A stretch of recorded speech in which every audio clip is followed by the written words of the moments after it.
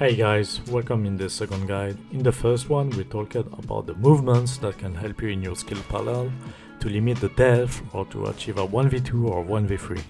In this one we will talk about techniques that will allow you to improve yourself in close quarters combat. For the last 3 years, I have seen that the number one problem in the player base was that people did not know how to approach a close fight or anticipate the movements of the enemies. There are several ways to approach this kind of fight. First of all, there is no secret. You have to play more and be able to improve yourself. Showdown is a hardcore game that requires to be played over and over to get better. So if you want to improve yourself, put this in your mind. You have to die in order to learn from your mistakes. Do not wait. Be offensive and aggressive against your opponents. Because after having learned how to play aggressively, you can use the passive method which allow you to make good rotation on how to play your opponents. Doesn't matter your KD, if you want to improve you will succeed. Put the time for and learn by the right way. This guide will be divided into 3 parts. We will first see the crosshair placement, then the tracing technique, and finally how to angle. If you wanna gain in time reaction against your opponents, you need to get better at crosshair placement. In Hunt, the crosshair isn't in the middle of the screen like every other FPS. If you use the crosshair placement, you reduce the amount of actual aiming you have to do before shooting.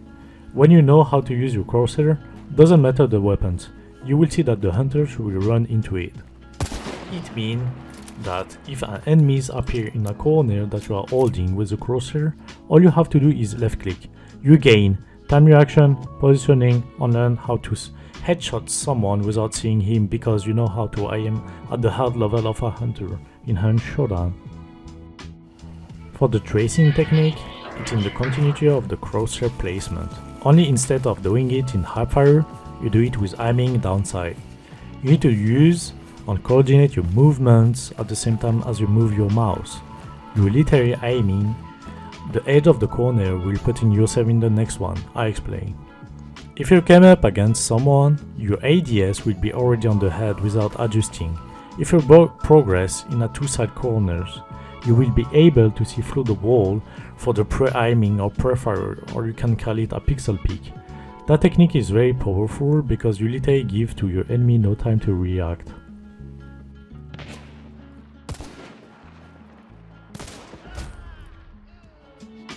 For the last one, it's all about holding an angle. We'll see that there is different ways. Here is on that we keep the technique that we saw previously about to aim at the head level. But there is a problem, or at least a preference. How to put your ADS in comparison to the angle you hold. You can keep it very close to the corner or a little far away. Imagine that your enemy does a fake peek or a pixel peek. By a reaction you will shoot. And if he peeks, just after having dodged your shot, you are dead.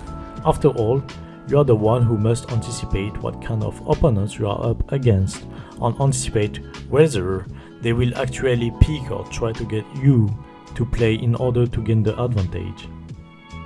I'm not saying that with this guide you will get better overnight, but I give you the case which for some will allow you to improve. Again, you have to repeat over and over again. We need to normalize the death in Hunt Showdown because after all it's a hardcore game. I promise to you that even someone who has 3000 or 4000 hours of play does as many times on a certain days as someone who got 200 hours. Thanks for watching. Don't forget to give me your feedback in the comments about that guide or what you want to see in the future. See you guys.